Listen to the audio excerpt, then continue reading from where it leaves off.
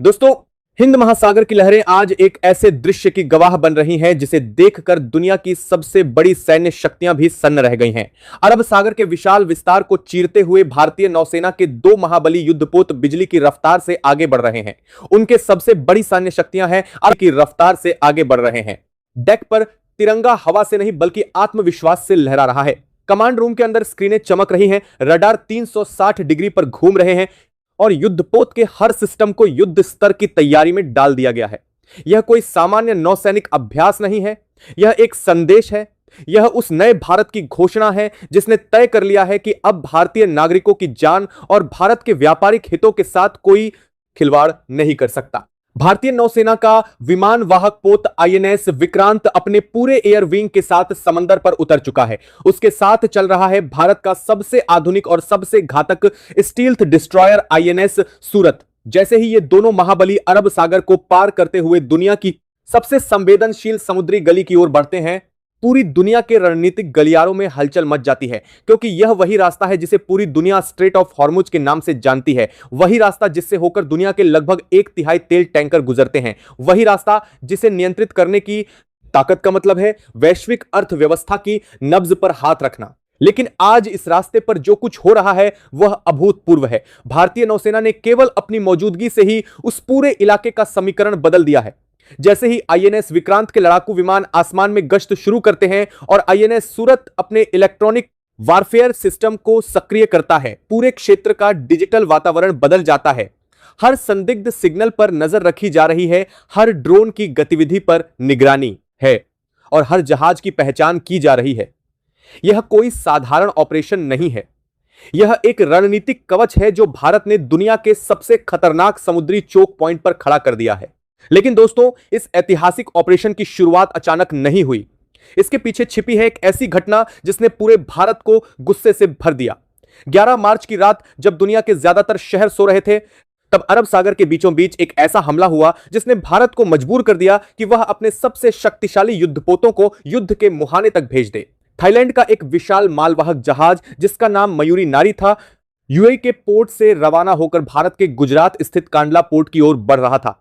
यह जहाज केवल एक व्यापारिक जहाज नहीं था, इसके अंदर वह कच्चा माल था जिससे भारत के कई उद्योग चलते हैं। हजारों लोगों की रोजी रोटी उससे जुड़ी थी। जहाज पर मौजूद नाविकों में कई भारतीय थे जो अपने परिवारों के लिए मेहनत कर रहे थे और शायद सोच भी नहीं सकते थे कि अगले कुछ मिनटों में उनका जहाज वैश्विक राजनीति के एक खतरनाक खेल का हिस्सा बन जाएगा। जैसे ही जहाज ओमान के तट के करीब पहुंचा, अचानक रात के अंधेरे में आसमान से एक चमकती हुई लकीर दिखाई दी। कुछ ही सेकंड बाद एक भीषण धमाका हुआ। एक अज्ञात मिसाइल सीधा जहाज के इंजन रूम पर आकर गिरी। धमाका इतना जोरदार था कि जहाज का पिछला हिस्सा आग की लपटों में घिर गया। कुछ ही मिनटों में जहाज के डेक पर अफरा तफरी मच गई। नाविक इधर उधर भाग रहे थे, कोई आग बुझाने की कोशिश कर रहा था, कोई रेडियो पर मदद के लिए पुकार रहा था। लेकिन उस रात समंदर की लहरों ने एक दर्दनाक दृश्य देखा। जब कुछ घंटों बाद भारतीय विदेश मंत्रालय ने बयान जारी किया तो पूरे देश में सन्नाटा छा गया। इस हमले में 2 भारतीय नागरिकों की मौत हो चुकी थी और एक नाविक अब भी लापता था। जैसे ही यह खबर दिल्ली पहुंची, साउथ ब्लॉक में तुरंत आपातकालीन बैठक बुलाई गई। प्रधानमंत्री कार्यालय, रक्षा मंत्रालय और राष्ट्रीय सुरक्षा सलाहकार के बीच लगातार बातचीत शुरू हो गई। भारत अब तक इस पूरे संकट को कूटनीति के जरिए हल करने की कोशिश कर रहा था, लेकिन जब भारतीय नागरिकों की जान चली गई तब यह साफ हो गया कि अब जवाब देना ही होगा। दिल्ली से तुरंत आदेश जारी हुआ। भारतीय नौसेना को निर्देश दिया गया कि वह अपने सबसे शक्तिशाली संसाधनों को तुरंत तैनात करे और यह सुनिश्चित करे कि कोई भी ताकत भारतीय जहाजों को नुकसान न पहुंचा सके। और फिर शुरू हुआ भारतीय नौसेना का वह ऑपरेशन जिसकी चर्चा आज पूरी दुनिया में हो रही है। विशाखापट्टनम के नौसैनिक अड्डे पर रात के अंधेरे में अचानक गतिविधियां तेज हो गईं। कमांड सेंटर में अलर्ट बजने लगे।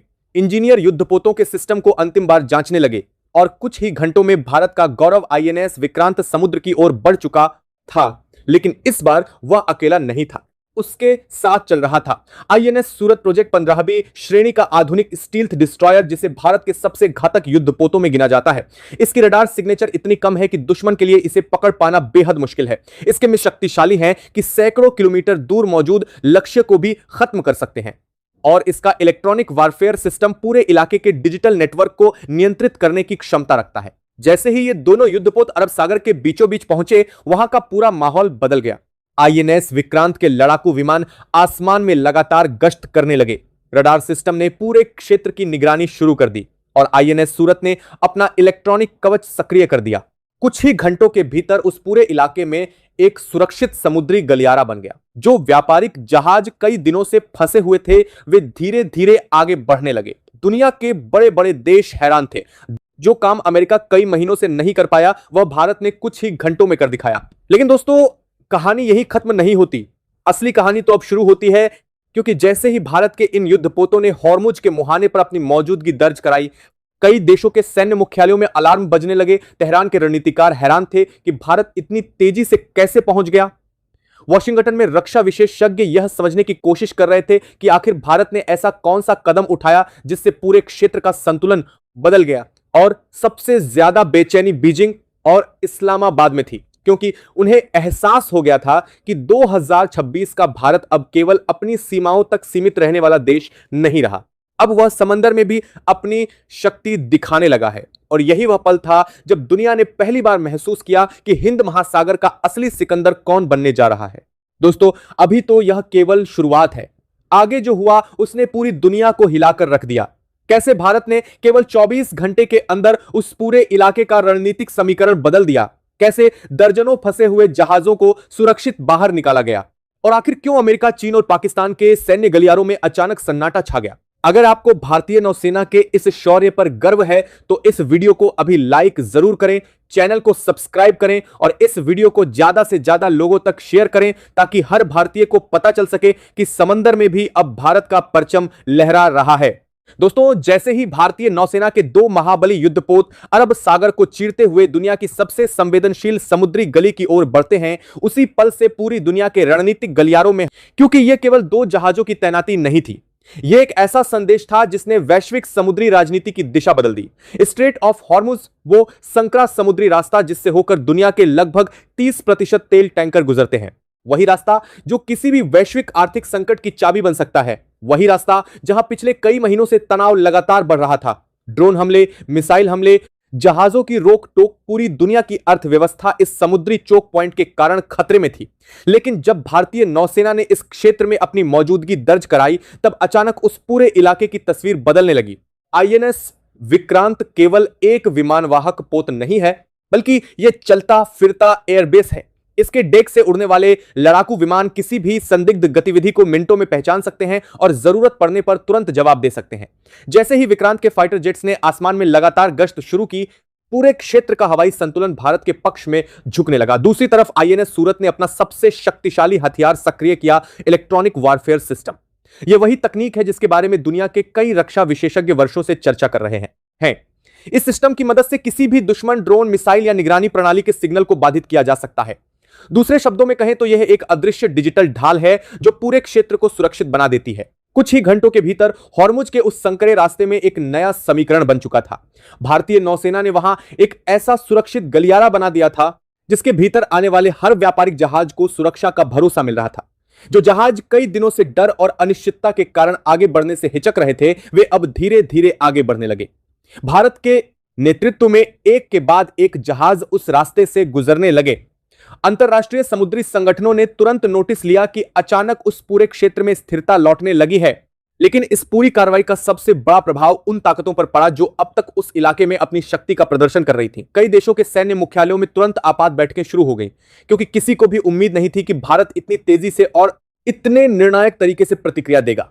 भारत की नौसेना केवल अपनी रक्षा के लिए नहीं, बल्कि वैश्विक व्यापार के लिए एक सुरक्षा कवच बनकर सामने आ रही थी। तेहरान के रणनीतिक गलियारों में भी इस घटनाक्रम को बेहद गंभीरता से लिया गया। वहां के रक्षा विश्लेषकों ने महसूस किया कि भारत की यह तैनाती केवल एक सैन्य कदम नहीं है, बल्कि एक स्पष्ट रणनीतिक संदेश है। भारत किसी के खिलाफ युद्ध नहीं चाहता, लेकिन अगर उसके नागरिकों और उसके व्यापारिक हितों पर हमला होता है तो वह चुप भी नहीं बैठेगा। यही कारण था कि जैसे ही भारतीय नौसेना की मौजूदगी मजबूत हुई, उस पूरे इलाके में संदिग्ध गतिविधियों में अचानक गिरावट आने लगी। दूसरी तरफ वाशिंगटन में भी इस घटनाक्रम पर बारीकी से नजर रखी जा रही थी। अमेरिका पिछले कई महीनों से इस पूरे क्षेत्र में अपने कैरियर बैटल ग्रुप तैनात किए हुए था। अरबों डॉलर खर्च किए जा चुके थे, लेकिन फिर भी व्यापारिक जहाजों को वह भरोसा नहीं मिल पा रहा था जिसकी उन्हें जरूरत थी।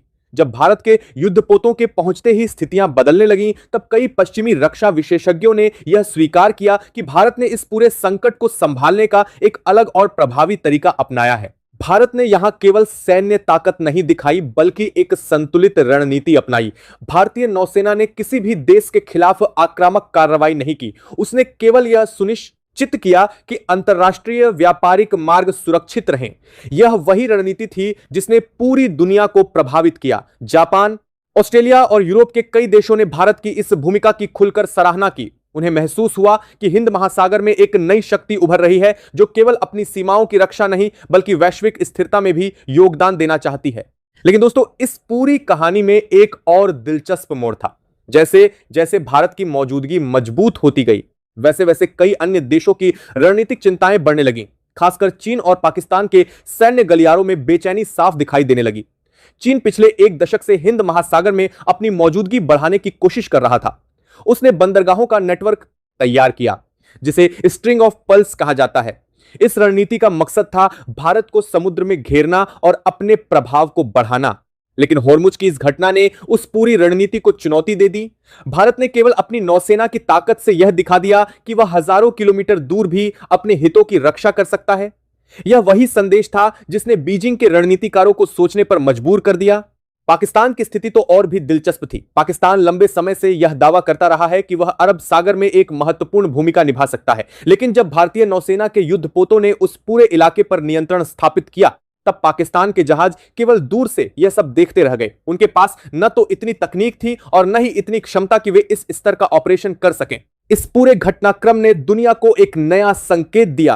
भारत अब केवल एक क्षेत्रीय शक्ति नहीं रहा, वह धीरे धीरे एक वैश्विक समुद्री शक्ति के रूप में उभर रहा है। उसकी नौसेना अब केवल तटों की रक्षा तक सीमित नहीं है, बल्कि अंतरराष्ट्रीय व्यापारिक मार्गों की सुरक्षा में भी महत्वपूर्ण भूमिका निभाने लगी है। और यही वह कारण है कि आज दुनिया के बड़े बड़े रणनीतिक थिंक टैंक भारत की इस कार्रवाई का विश्लेषण कर रहे हैं। वे समझने की कोशिश कर रहे हैं कि आखिर भारत ने इतने कम समय में इतना बड़ा बदलाव कैसे ला दिया। लेकिन दोस्तों, असली कहानी अभी बाकी है, क्योंकि जैसे जैसे भारतीय नौसेना का यह ऑपरेशन आगे बढ़ता है, वैसे वैसे कई और चौंकाने वाले घटनाक्रम सामने आते हैं। कुछ ऐसी रणनीतिक चालें चलती हैं जिनकी किसी ने कल्पना भी नहीं की थी। और सबसे बड़ा सवाल अब यह है, क्या यह केवल एक नौसैनिक ऑपरेशन है या फिर यह उस नए युग की शुरुआत है जिसमें हिंद महासागर की असली शक्ति भारत बनने जा रहा है। दोस्तों, जैसे जैसे होर्मुज की उन उफनती लहरों के बीच भारतीय नौसेना की मौजूदगी मजबूत होती जा रही है, वैसे वैसे पूरी दुनिया के सामरिक गलियारों में एक नई बेचैनी फैलती जा रही है। क्योंकि अब यह केवल एक समुद्री रास्ते की सुरक्षा का मामला नहीं रह गया है, यह उस नई शक्ति संतुलन की कहानी बन चुकी है जो हिंद महासागर के भविष्य को तय करने वाला है। समंदर के उस संकरे रास्ते पर जहां कभी अनिश्चितता, डर और तनाव का माहौल था, अब वहां भारतीय युद्धपोतों की सतर्क निगरानी है। हर रडार घूम रहा है, हर सेंसर सक्रिय है और हर दिशा में भारतीय नौसेना की पैनी नजर बनी हुई है। दुनिया के बड़े बड़े जहाज जो कई दिनों से डर के कारण आगे बढ़ने की हिम्मत नहीं कर पा रहे थे, अब भारत की सुरक्षा के भरोसे उस रास्ते से गुजरने लगे हैं। तेल टैंकर, कंटेनर जहाज, गैस कैरियर एक के बाद एक उस सुरक्षित गलियारे से निकल रहे हैं जिसे भारतीय नौसेना ने अपने साहस और तकनीक के दम पर बनाया है। लेकिन इस पूरे ऑपरेशन का सबसे दिलचस्प पहलू यह है कि भारत ने कहीं भी आक्रामक युद्ध जैसी स्थिति पैदा नहीं की। न कोई धमकी, न कोई सीधा हमला, न कोई युद्ध का ऐलान, केवल एक शांत लेकिन बेहद मजबूत उपस्थिति। यही वह रणनीति है जिसे दुनिया के रक्षा विशेषज्ञ आज साइलेंट डोमिनेंस कह रहे हैं, यानी बिना गोली चलाए शक्ति का ऐसा प्रदर्शन जो विरोधी को अपने आप पीछे हटने पर मजबूर कराई है दे। और यही वह रणनीति है जिसने होर्मुज के पूरे इलाके का माहौल बदल दिया है। क्योंकि जब किसी समुद्री रास्ते पर आईएनएस विक्रांत जैसा विमानवाहक पोत और आईएनएस सूरज जैसा अत्याधुनिक स्टील्थ डिस्ट्रॉयर तैनात हो जाए, तो किसी भी ताकत के लिए वहां जोखिम उठाना आसान नहीं रहता। आईएनएस विक्रांत का विशाल डेक उस समय युद्ध स्तर की गतिविधियों से भरा हुआ है। लड़ाकू विमान लगातार उड़ान भर रहे हैं और उतर रहे हैं। हर उड़ान का मकसद साफ है, पूरे इलाके पर नजर रखना। हवा में उड़ते हुए ये विमान केवल निगरानी ही नहीं कर रहे हैं, बल्कि हर संदिग्ध गतिविधि का डेटा भी इकट्ठा कर रहे हैं। दूसरी तरफ आईएनएस सूरत का इलेक्ट्रॉनिक वारफेयर सिस्टम उस पूरे क्षेत्र के डिजिटल वातावरण को नियंत्रित कर रहा है। अगर कोई ड्रोन, कोई मिसाइल या कोई संदिग्ध सिग्नल सक्रिय होता है तो उसका पता लगाना और उसे निष्क्रिय करना कुछ ही सेकंड का काम बन जाता है। यही वह तकनीकी बढ़त है जिसने भारतीय नौसेना को इस पूरे ऑपरेशन में निर्णायक बढ़त दिलाई है। जैसे जैसे यह ऑपरेशन आगे बढ़ता है वैसे वैसे दुनिया के कई देशों की अर्थव्यवस्थाओं को राहत मिलने लगती है। अंतर्राष्ट्रीय तेल बाजार में जो घबराहट फैलने लगी थी वह धीरे धीरे कम होने लगती है। तेल टैंकरों का आना जाना फिर से शुरू हो जाता है। जिन जहाजों के मालिक पहले अपने जहाजों को इस रास्ते से भेजने में हिचक रहे थे, अब वे भारत की मौजूदगी के कारण भरोसा महसूस करने लगते हैं। कई अंतरराष्ट्रीय शिपिंग कंपनियां खुलकर कहने लगती हैं कि भारतीय नौसेना की मौजूदगी ने इस पूरे इलाके को पहले से कहीं ज्यादा सुरक्षित बना दिया है। लेकिन दोस्तों, हर कहानी के पीछे कुछ ऐसे किरदार भी होते हैं जिन्हें यह बदलाव पसंद नहीं आता। जैसे ही भारत की यह रणनीतिक सफलता दुनिया के सामने आती है, वैसे ही कुछ देशों के रणनीतिकारों के माथे पर चिंता की लकीरें साफ दिखाई देने लगती हैं। खासकर चीन और पाकिस्तान के लिए यह घटनाक्रम एक बड़ा झटका साबित हो रहा है, क्योंकि पिछले कई वर्षों से चीन हिंद महासागर में अपना प्रभाव बढ़ाने की कोशिश कर रहा था। उसने बंदरगाहों का नेटवर्क बनाया, कई देशों के साथ सैन्य समझौते किए और अपनी नौसेना को इस क्षेत्र में सक्रिय रखने की रणनीति अपनाई। लेकिन हॉर्मुज की इस घटना ने उस पूरी रणनीति पर सवाल खड़े कर दिए हैं। बीजिंग के रक्षा विश्लेषक अब इस बात का विश्लेषण कर रहे हैं कि आखिर भारत ने इतनी दूर आकर इतनी तेजी से यह ऑपरेशन कैसे अंजाम दिया, क्योंकि यह केवल दो युद्धपोतों की कहानी नहीं है। इसके पीछे पूरी लॉजिस्टिक क्षमता, रणनीतिक योजना और तकनीकी आत्मनिर्भरता की ताकत छिपी है। भारत ने दिखा दिया है कि उसकी नौसेना अब हजारों किलोमीटर दूर भी प्रभावी तरीके से ऑपरेशन कर सकती है। यही वह संदेश है जिसने चीन के रणनीतिक गलियारों में बेचैनी पैदा कर दी है। पाकिस्तान के लिए यह घटनाक्रम और भी ज्यादा असहज करने वाला है। पाकिस्तान लंबे समय से यह दावा करता रहा है कि वह अरब सागर के इलाके में एक महत्वपूर्ण नौसैनिक शक्ति है, लेकिन जब भारतीय नौसेना ने इस स्तर का ऑपरेशन शुरू किया तब पाकिस्तान के जहाज केवल दूर से यह सब देखते रह गए। उनके पास न तो ऐसी तकनीक थी और न ही ऐसा संसाधन कि वे इस स्तर का समुद्री नियंत्रण स्थापित कर सकें। इस पूरे घटनाक्रम ने पाकिस्तान के उस दावे को कमजोर कर दिया कि वह क्षेत्रीय समुद्री सुरक्षा में बड़ी भूमिका निभा सकता है। लेकिन दोस्तों, इस पूरी कहानी का सबसे भावनात्मक पहलू अभी बाकी है, क्योंकि जब भारत के ये युद्धपोत समंदर में ये ऐतिहासिक ऑपरेशन कर रहे हैं, उसी समय देश के भीतर उन दो भारतीय नाविकों के परिवार अपने प्रियजनों को खोने का दुख झेल रहे हैं। वही दो नाविक जिनकी शहादत ने इस पूरे ऑपरेशन की नींव रखी, उनके बलिदान ने भारत को यह एहसास दिलाया कि अब समय आ गया है जब भारतीय नागरिकों की सुरक्षा के लिए किसी भी स्तर तक जाने की तैयारी रखनी होगी। देश के अलग अलग हिस्सों में लोग भारतीय नौसेना के इस साहसिक कदम की चर्चा कर रहे हैं। सोशल मीडिया से लेकर टीवी चैनलों तक हर जगह यही सवाल गूंज रहा है, क्या यह वह क्षण है जब भारत सच में एक वैश्विक समुद्री शक्ति के रूप में उभर रहा है? क्या यह वह पल है जब दुनिया को पहली बार एहसास हो रहा है कि हिंद महासागर का असली संतुलन बदल रहा है? और शायद यही वजह है कि आज अंतर्राष्ट्रीय मीडिया भी इस पूरे घटनाक्रम को बेहद ध्यान से देख रहा है। कई विदेशी रक्षा विशेषज्ञ खुले तौर पर कह रहे हैं कि भारत ने इस संकट को जिस तरह संभाला है वह आने वाले समय में समुद्री सुरक्षा के नए मॉडल के रूप में देखा जा सकता है। यह केवल शक्ति का प्रदर्शन नहीं बल्कि जिम्मेदारी का प्रदर्शन भी है। लेकिन दोस्तों, अभी कहानी का सबसे बड़ा मोड़ आना बाकी है, क्योंकि जैसे जैसे यह ऑपरेशन अपने चरम पर पहुंचता है वैसे वैसे कुछ ऐसी घटनाएं सामने आती हैं जो पूरे क्षेत्र के शक्ति संतुलन को हमेशा के लिए बदल सकती हैं। कुछ ऐसी रणनीतिक चालें चलती हैं जिनसे दुनिया के बड़े बड़े देशों के होश उड़ जाते हैं। और सबसे बड़ा सवाल अब यही है, क्या हॉर्मुज की इन लहरों पर भारत का यह प्रभाव अस्थायी है या फिर यह उस नए युग की शुरुआत है जिसमें हिंद महासागर का असली नेतृत्व भारत करने वाला है?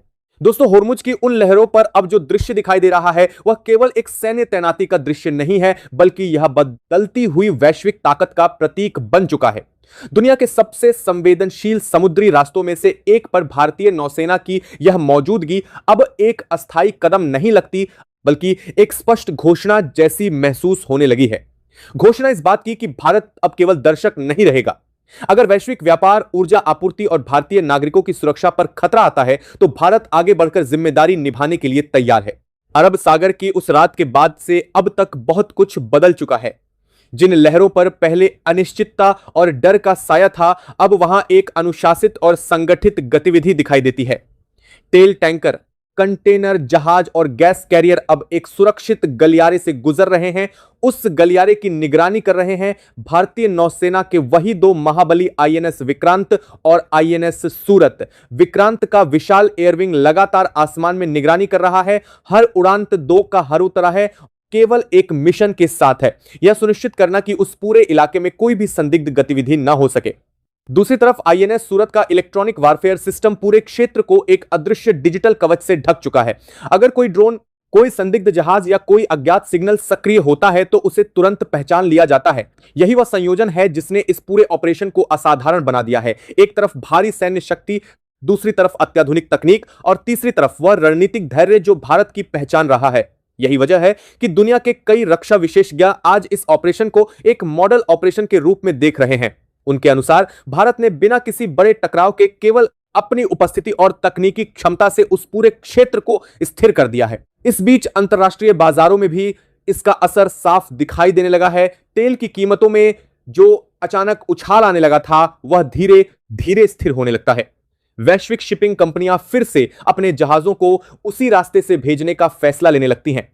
कई देशों के ऊर्जा मंत्रालय राहत की सांस लेते हैं क्योंकि उन्हें एहसास हो जाता है कि अगर यह रास्ता लंबे समय तक बाधित रहता तो पूरी दुनिया की अर्थव्यवस्था पर उसका गंभीर असर पड़ सकता था। लेकिन दोस्तों, इस पूरे घटनाक्रम का सबसे बड़ा संदेश रणनीतिक स्तर पर गया है। दुनिया के बड़े बड़े देशों ने पहली बार इतने स्पष्ट रूप से यह महसूस किया है कि भारत केवल एक उभरती हुई अर्थव्यवस्था ही नहीं बल्कि एक उभरती हुई समुद्री शक्ति भी है।